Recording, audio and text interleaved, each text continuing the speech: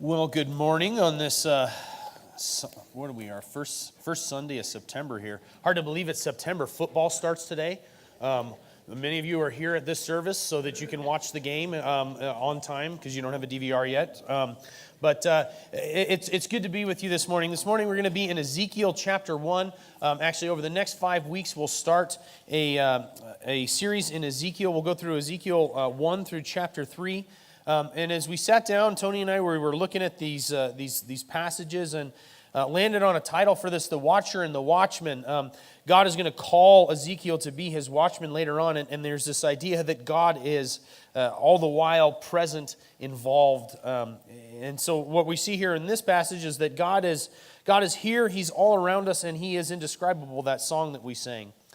Now, the book of Ezekiel, just to kind of catch you up on maybe you're familiar with the history of the nation of Israel, but so we start out with really its foundations are around Abraham, and we have the patriarchs. And there's this period of promise and blessing and seed and land that's going to take place. And then there's slavery. Joseph comes along, and the nation ends up in Egypt, and there's the slavery, and then the Exodus with Moses, and then Joshua finally, after they're wandering in the desert, Joshua leads the people into the promised land, and then there's a period of conquest. And then the judges show up on the scene, and the nation is ruled by judges during that point. There's not a king. God offers to be their ruler, and they say, no, we want a person. And so we go from judges, and then we go to the three great kings, Saul, David, and Solomon. And then in 959 BC, the temple is completed during Solomon's reign, and the nation enjoys really a time of prosperity.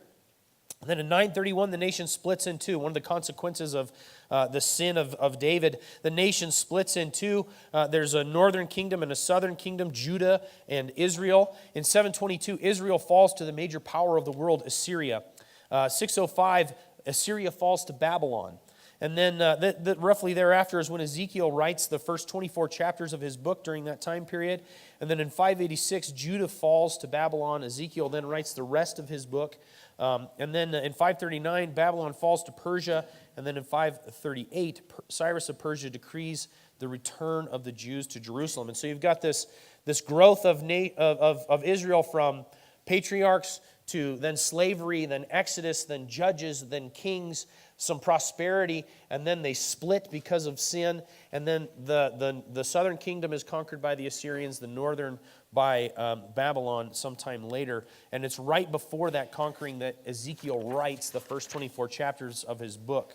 I have these on the back if you want. Those slides are a little bit hard to read. If you want the printout of these, I have a timeline here for Israel's foundations and formation, national rise and fall. There's also one on here in the prophets that if you want to just see where Ezekiel lands within the prophets. And then major events surrounding Ezekiel, these are available on this back table. 612, the Assyrian capital of Nineveh falls. During that time, Israel is shortly thereafter the last good king, the last godly king of the nation of Judah. Josiah reigns for a while, and then Josiah dies. Right, Josiah finds the law, and the nation is so far from God that when Josiah finds the book of the law, when he finds the Old Testament, it's kind of like, what is this thing?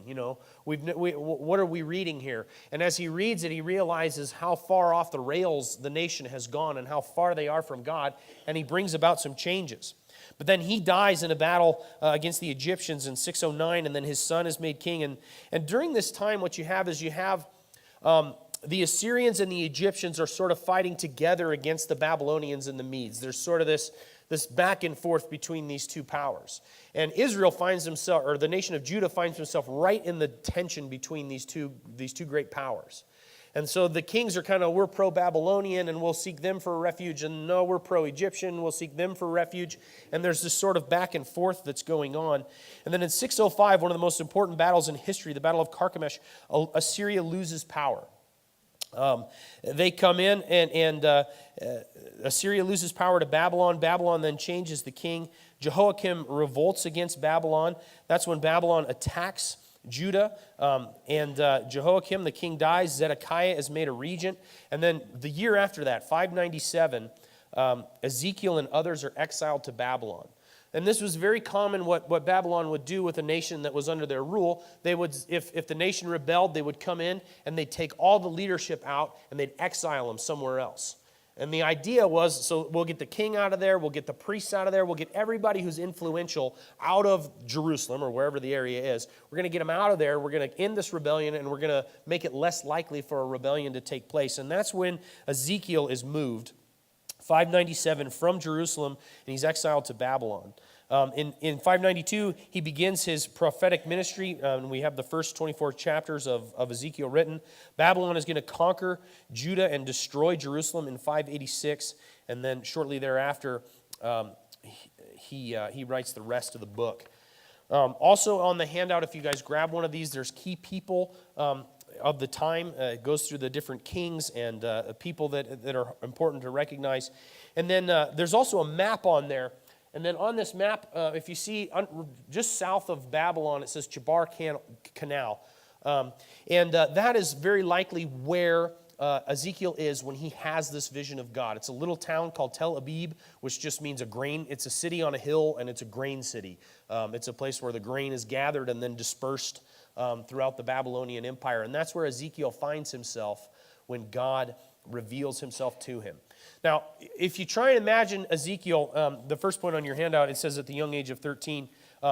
Ezekiel's not 13 when this happens. He's 30. The person who wrote these notes had a head cold this week.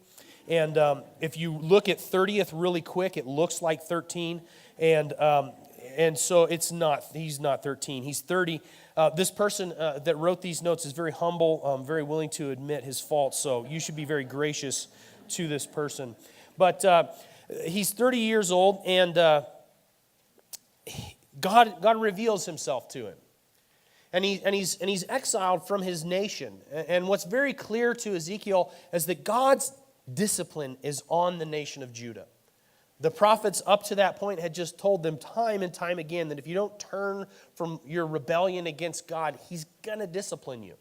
There's going to be consequences for your rebellion against the King of Kings. And so Ezekiel realizes that that's what's going on.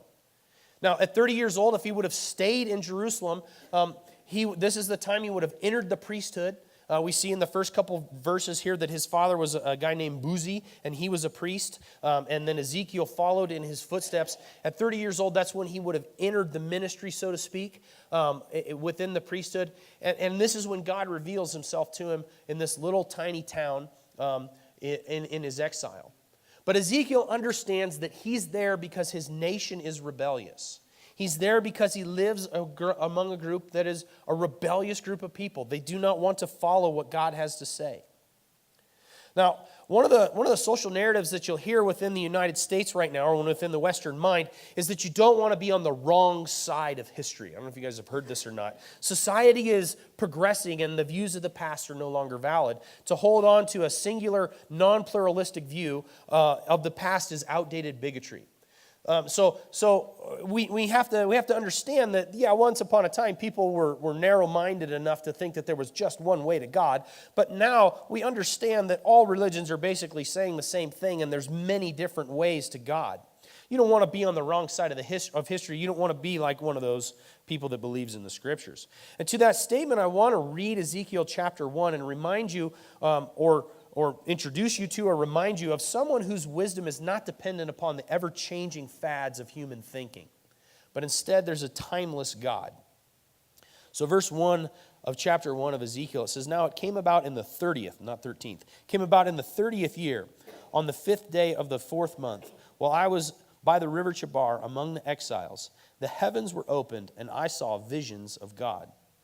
On the 5th month of the 5th year of King Jehoiachin's exile, the word of the Lord came expressly to Ezekiel the priest, the son of Buzi, and in the land of the Chaldeans by the river Chebar, and the hand of the Lord came upon him. Chaldeans is just another way of saying Babylonians. They're interchangeable. But what we see here is that God is present under all circumstances, including the discipline of his people. I love this, that God reveals himself to Ezekiel, and it says that the hand of the Lord came upon him, and he opens his eyes to the glory of who God of himself. He opens Ezekiel's eyes to the glory of who he is. And he's not far off or distant, but he's right there and he's present and his hand is on Ezekiel. Maybe you know this experience within your own life, and there's a lot about Ezekiel that we can identify with. He lives among a nation of people, and even those who claim to follow God, that look far more like the world system than they do God's holiness. He lives in a time where people are rebellious against God. He lives in a time where the Word of God is lost on the generation and among the people that he lives with. The exile that he lives in is very much like the exile that we live in the United States. That people are growing further and further from God and the understanding of who He is. But God is present, and His discipline is a good thing. A lot of times we think of discipline and we go, oh boy, I don't really want to deal with that. But if God didn't step in and discipline, imagine just a parent-child relationship. You see your children doing something dangerous. What do? You don't go, well, let's see where this leads. You step in and you discipline and you guide them and you offer direction. And that's what God is going to do through Ezekiel to the nation of Judah, to these exiles. Verses 4 through 14, we see that God is holy and rightly judges sin. Verse 4 says, as I looked, behold, a storm wind was coming from the north, a great cloud with flashing fire forth continually, and a bright light around it. And in its midst was something like glowing metal in the midst of fire. Within it, there were figures resembling 4 living beings. And he's going to describe 4 angels here, 4 cherub. And cherub, whenever we see these angels, their job was to guard the holiness of God. And because they're so close to His glory and His holiness, what we see here is he's describing them, but really what he's describing is God's glory that's showing up in them. Within it, there were figures resembling 4 living beings, and this was their appearance. They had a human form. Each of them had 4 faces and 4 wings. Now, before I read this, let me just tell you, don't try and picture this exactly. The point of this is not for you to go 4 faces and 4 wings and wheels within wheels and try and picture it. The point of this is Ezekiel is doing his very best to describe the glory of God that he sees. If you've ever read the Song of Solomon, there's a description of a beautiful woman, and he talks about how her neck is like the tower of this, and her hair is like sheep's wool, and he goes through this description. If you've ever seen somebody draw that out, you go, man, she's not very good looking. The point of this is not for us to go, this is exactly what it looked like. The point of this is it's poetic Hebrew language, or it's Hebrew poetry, it's imagery, and he's saying this is what God is like. This isn't exactly what he looks like, but these are his characteristics. Each of them had 4 faces and 4 wings, verse 6. Their legs were straight and their feet like calves' hooves. They were rounded, they were steadfast, they were sturdy, and they gleamed like burnished bronze. Under their wings and on their 4 sides were human hands. As for the faces and the wings of the 4 of them, their wings touched one another. Their faces did not turn when they moved, each went straight forward. As for the form of their faces, each face had the face of a man. All 4 had the face of a lion on the right, the face of a bull on the left, and all 4 had the face of an eagle. Such were their faces. Their wings were spread out above. Each had 2 touching another being, and 2 covering their bodies. And each went straight forward wherever the Spirit was about to go, they would go, without turning as they went. In the midst of the living beings, there was something that looked like burning coals of fire, like torches darting back and forth among the living beings. And the fire was bright, and the lightning was flashing from the fire, and the living beings ran to and fro like bolts of lightning. And so what we have here is a description of these 4 living beings, but ultimately what you see here is because they're close to the glory of God, he's emanated through them. And so we have fire, and fire is usually associated with judgment. It could be also associated with purification, and God is in the process of purifying his people. That will also ultimately come with judgment of sin. If God's going to purify us, he's going to judge our sin, he's going to make us aware of it, and then he's going to discipline us to guide us away from that sin. And so we see that he's holy, and he rightly judges sin. God comes to Ezekiel and his children not on a rescue mission, but to bring reckoning on a rebellious heart. He's stepping into his people, into his nation's life, those who follow him, and he says, you're wandering far from me. You've lost my word, and you've lost the truth, and you've lost the glory of who I am. And he's revealing himself to Ezekiel so that Ezekiel can go, whoa, this is who he is. And he's going to call Ezekiel to be his representative.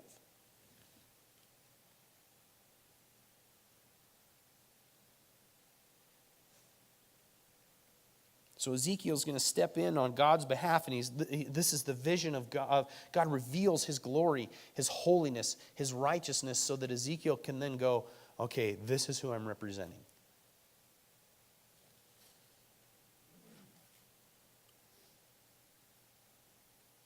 Verses 15 through 21, we see that because God is present in all circumstances, he's fully aware of everything. Now, as I looked at the living beings, behold, there was one wheel on the earth beside the living beings for each of the four of them. The appearance of the wheels and the workmanship was like sparkling beryl. It's a precious gem. And all four of them had the same form, their appearance and workmanship being as if one wheel were within another. Whenever they moved in any of their four directions without turning as they moved. As for the rims, they were lofty and awesome, and the rims of all four of them were full of eyes round about. Wherever the living beings moved, the wheels moved them, and wherever the living beings rose from the earth, the wheels rose also. Wherever the Spirit was about to go, they would go in that direction. And the wheels rose close beside them, for the spirit of the living beings was in the wheels. Whenever those went, these went. And wherever those stood still, these stood still. And whenever those rose from the earth, the wheels rose close beside them. For the spirit of the living beings was in the wheels. Okay, sounds pretty weird. The point of all of this is that they were able, that they can go in any direction without turning. They're able to see anything and everything, right? And really this is a picture of God. He's fully aware of everything. God doesn't have to wonder, he doesn't have to show up here and go, what's Kurt saying today? And then wander, to Los Angeles and go, what's that guy saying today? And wander to India and go, what's that guy saying? He's everywhere all the time. He sees everything. He's aware of everything everywhere. That's how big and powerful God is. He doesn't have to check in one place and then, hop on Facebook and go, what'd they say over there? He doesn't have to do that. He's everywhere all the time. And so God is neither distant nor aloof, but near and concerned. And this is so important for us to grab hold of, that when he disciplines us, when he disciplines his people, when he moves, it's not because he's back off and just kind of looking at what's happening, but he's near and he's concerned and he's involved and he cares. He's aware of everything and he's guiding everything. That's the next thing we see, is that God is sovereign and unique. Now, over their heads of the living beings, there was something like an expanse, like the awesome gleam of crystal spread over their heads. Under the expanse of their wings were stretched out straight, one towards the other. Each one also had two wings covering its body on the side and on the other. I also heard the sound of their wings like the sound of abundant waters as they went, like the voice of the Almighty, the sound of a tumult, like the sound of an army camp. Wherever they stood still, they dropped their wings. So not only is this just amazing to see, but there's also just a sound that's overpowering Ezekiel. He's not just in some sort of crazy awe of who God is and what God is doing, but he's also not just visually, but also audibly. I mean, this is really shaking all of his senses. Can I have those house lights back on? It's hard to see what's going on here. Where was I? Now, over their heads of the living beings was something like an expanse. I also heard the sound of their wings. Verse 25, and there came a voice from above the expanse that was over their heads. Wherever they stood still, they dropped their wings. Now, above the expanse that was over their heads was something resembling a throne, like lapis lazuli in appearance, another precious stone. And on that resembled a throne. High up was the figure of the appearance of a man. Then I noticed the appearance of his loins, and upward something like glowing metal that looked like fire all around within it. And from the appearance of his loins downward, I saw something like fire. and there was radiance around him. As the appearance of the rainbow in clouds on a rainy day, so was the appearance of the surrounding radiance. Such was the appearance of the likeness of the glory of God. I love how he says that, the appearance of the likeness. I'm doing my best to share with you what I saw. The appearance of the likeness of the glory of God. When I saw it, I fell on my face. And what we see here is that God is sovereign and unique. He talks about over the expanse and under the expanse and above the expanse and high up and down low. The point is that God is in control of everything. He's not just the God of this little tiny nation of tribe of people in the Middle East, but he's the God of the entire universe, the entire world. There's nobody else like him. He's unique. He is who he is. That's when Moses says, give me a name that I can tell you whoever, give me something to describe you. And he just says, I am who I am. There's nothing for you to compare me with. He's unique. There's nobody else like him. And the truth about that the God of the Bible is sovereign and unique. He's in control. He's the one way, the one truth, the one path. There's nobody else like him. That's a major hurdle for most people who adhere to the prominent thinking of our society. One true God? You got to be kidding me. And so, I don't know if you've encountered this, but a few weeks ago, 2 weeks ago, I went to the dentist. I had a cleaning and go into the hygienist, and she's doing her thing, and you're laying on the table, and they start asking you questions that you can't really answer. But the dentist comes in, and I've had some interaction with the dentist, and she knows that I'm a pastor, and she told me a story about a church in Fallon and something that happened out there. And she leaves, and the hygienist goes, "Oh, you're a pastor?" And I go, "Uh-huh." And she goes, "Oh, I was raised in a Lutheran church." And she tells me her story. I was raised in the Lutheran church up at the lake, and when I turned 18, I really felt like there's got to be something else out there. And so I searched the other religions and really came to the conclusion, this is paraphrasing a much longer conversation, but I just sat and listened, obviously, because that's all you can do. But she told me her story, and so I turned 18, and I go and I search other religions, and I really came to the belief that they're all trying to do the same thing. Really, that they're all just trying to make us better people, and if we just adhere to like the golden rule and we treat others as we want to be treated and we're kind to other people, as long as we do that, they're all trying to do the same thing, and they all basically lead to God. It was pluralism, right? And at the end of the conversation, it was interesting. She said, my grandma, she was one of those people from her generation that believed in one way to God. And that was just kind of the way that people thought back then. But we've really progressed past that, and there's an understanding that all religions are leading to the same place. And so we go on with the cleaning, and the conversation goes a couple different directions. And we get done. She schedules an appointment for me, and we walk out to the desk so I can pay the bill. And I say, "Hey, you got to kind of share where you're coming from on God and religion and what you believe about him." And I said, first of all, I want to say I applaud you for searching other religions. I think it's really important that we understand other religions instead of just be ignorant about them and assume the worst. I think that's really important that we have some understanding. But I said, I think you're missing something. Because, you said that all religions are basically trying to do the same thing, and I would agree with you with one exception. I said all religions recognize that there's us and there's God and there's a gap between us. And what every religion tries to do is let's work our way to God, right? And I said, but the difference is, and it's true here in Ezekiel, the hand of the Lord is on Ezekiel. Ezekiel doesn't put his hand on God.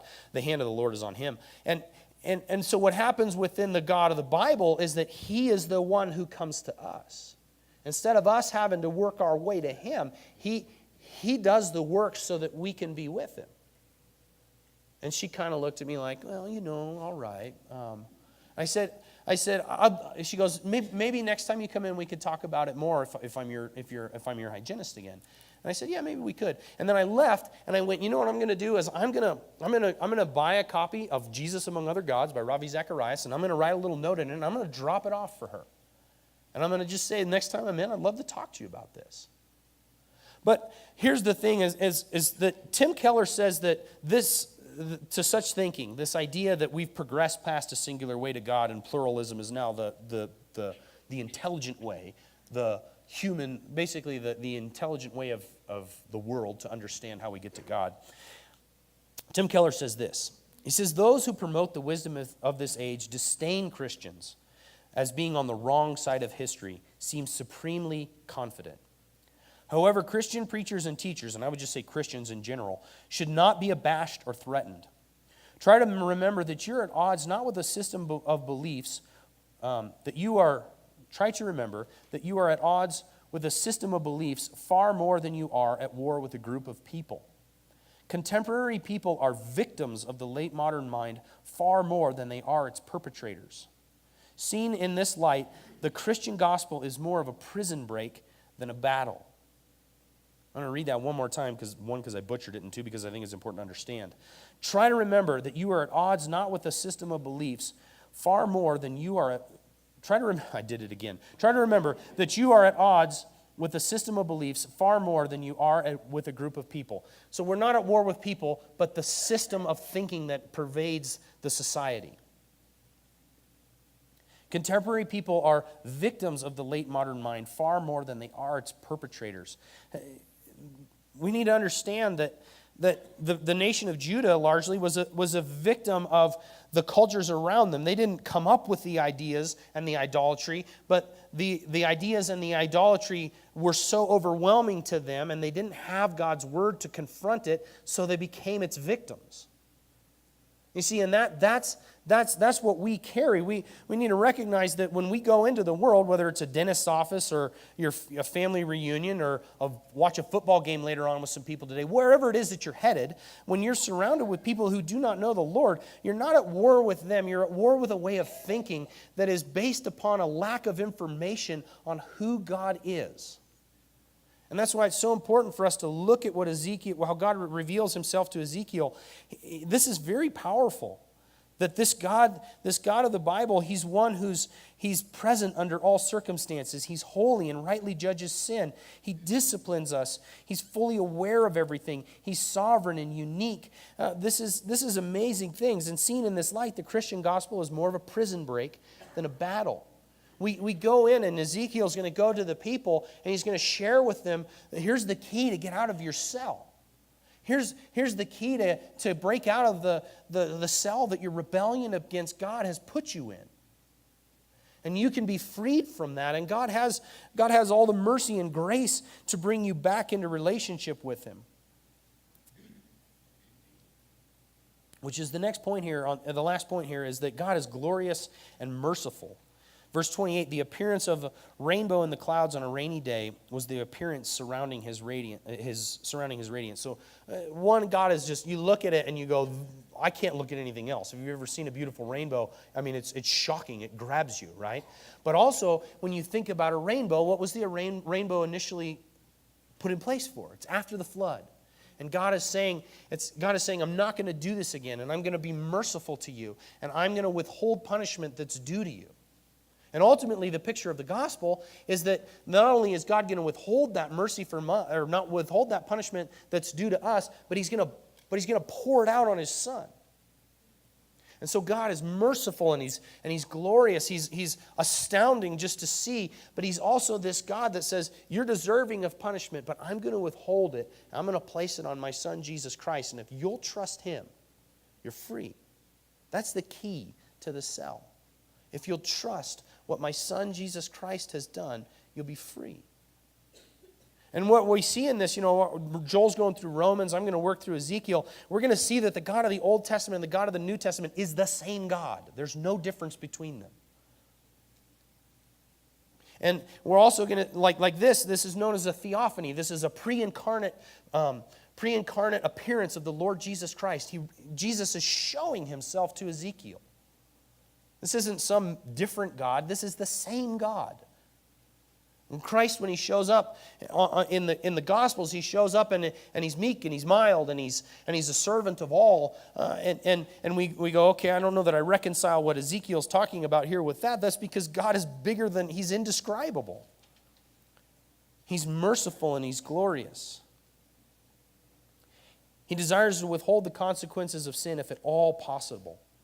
And then we see Ezekiel, he says, such was the appearance of the likeness of the glory of God. When I saw it, I fell on my face and heard a voice speaking. When you come to encounter Jesus Christ, the God of the Bible, for who He really is, you're bound to find yourself on your face in awe of this God. He created everything. He's the creator of all. He's holy and he rightly judges sin. He's fully aware of everything. He's sovereign. He's unique. He's glorious. He's merciful. He's loving, and he gives his life on our behalf. When you find yourself face to face with that glory, the only thing you can do is bow to it.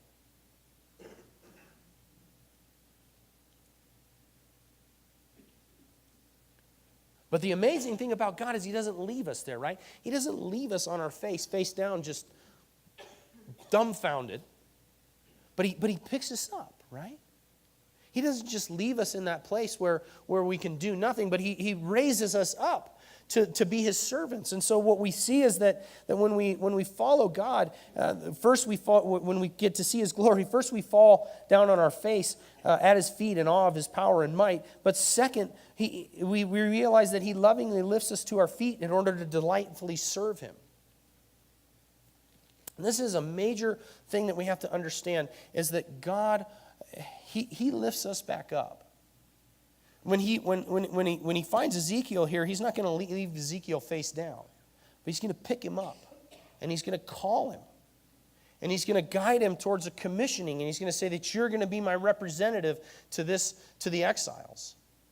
And for us, he lifts us up and he says, you're going to be my representatives to these valleys around you. And whether you're headed to see the dentist, or whether you're going to a basketball game, or whether you're visiting a neighbor, or meeting with your children, or spending time with your grandchildren, or whatever it is that you're doing, I'm sovereign and I'm unique and I have good works laid out ahead of you. And if you'll pay attention, I will provide you with lots of opportunities for you to share me.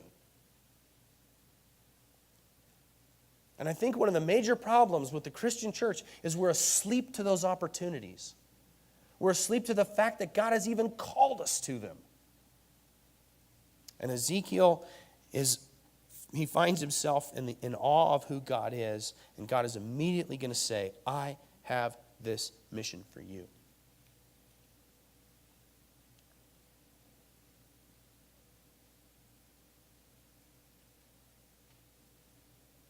It's no different within our own lives.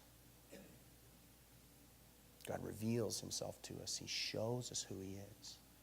He lets us understand him through his word and through the Spirit of God working inside of us.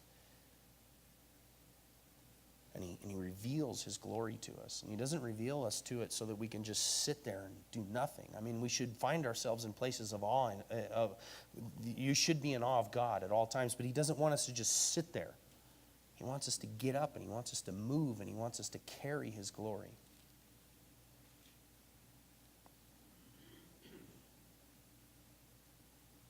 Heavenly Father, you are good. As we look at this passage, your care and love for Ezekiel, you placed your hand upon him. I love the fact that it's not for me to work my way to you, but you are the one who places your hand on me. You've reached down through the gospel and through the life and death and burial and resurrection of your Son, Jesus Christ. You've placed your hand on me, and you've placed your hand on every person to say, I love you. I care for you. I want your rebellion to end. I want relationship with you. I want to raise you up and commission you to then share the glory of who I am. And so you show Ezekiel who you are. You show us who you are. And your desire within that is to radically change us and move us towards a mission that you've set out before us. I pray that we take that seriously. And that we would consciously look for the opportunities that you place in front of us to share your glory with others. And I pray these things in Jesus' name. Amen.